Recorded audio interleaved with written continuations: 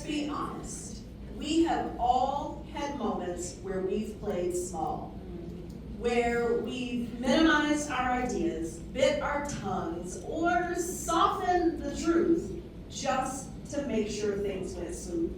And it's not because we lack confidence. It's because we as women have been trained to keep the peace. We're told to speak up, but not like that. To be ambitious, but not too much. To lead, but not if it makes others uncomfortable. And the outcome is we get boxed out of opportunities, out of promotions, out of the rooms where decisions are made. Playing small is career suicide. And the only way to get out of that trap is to start showing up differently. Show up more fully, more honestly, and more audaciously, even when it feels uncomfortable.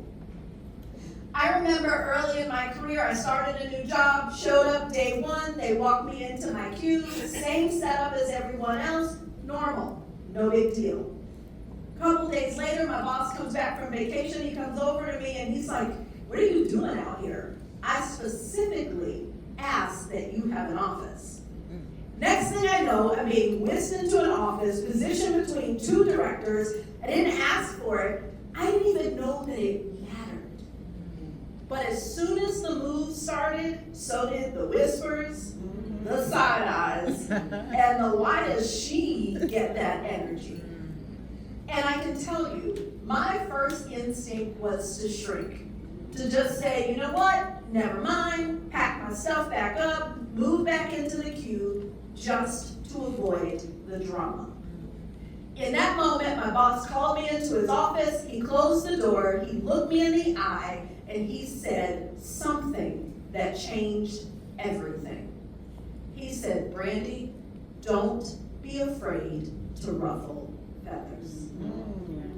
That sentence, that moment became a turning point for my career. It gave me permission to take up all of the space, to lead boldly, to speak up, even if it ruffled feathers.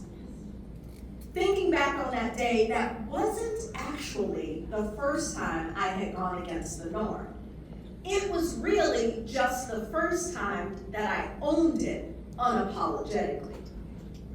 See, if I think back to the beginning of my career, I was working in a call center, a marketing specialist role came open. I thought that was my shot to finally move into marketing. Talked to the hiring manager and he was like, you're not really qualified. This job requires a lot of design work to which you have none. So went home, that note didn't sit right with me, called a friend, he got me a bootleg copy of the Adobe Suite, hashtag no judgment. Within 1 week, I learned Photoshop, InDesign, and Illustrator. I came back to that hiring manager with proof that I could do the job. And he took a chance on me. Yes. That was bold, but it didn't feel bold. It felt like I was hustling, trying to get an opportunity that I actually wasn't qualified for. And if I think back, to another point, there was an interview. I got dressed for the interview. I was in my 20s, still rocking my tongue ring, put on my black suit, my red stiletto pumps, and head out the door. My mom gasped. She said, you can't go to an interview with stripper shoes. You have to take that tongue ring out. But I was over it. I was sick of playing pretend, and I knew that if they were going to hire me, I wanted them to hire me. And they did. And so those were the early signs of who I was becoming.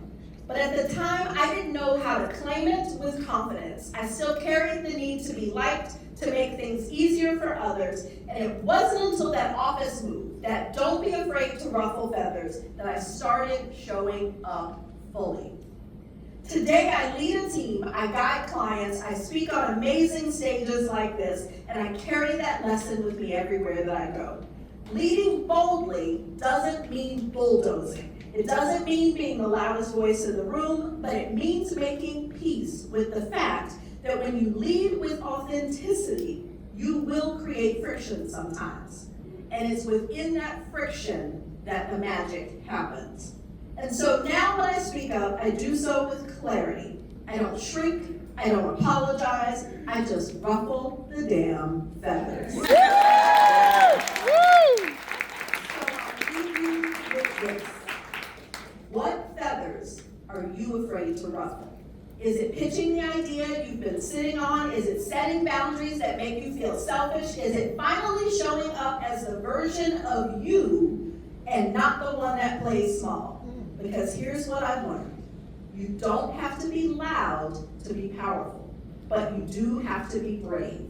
And growth lives on the other side of discomfort. So don't get boxed out, lead boldly.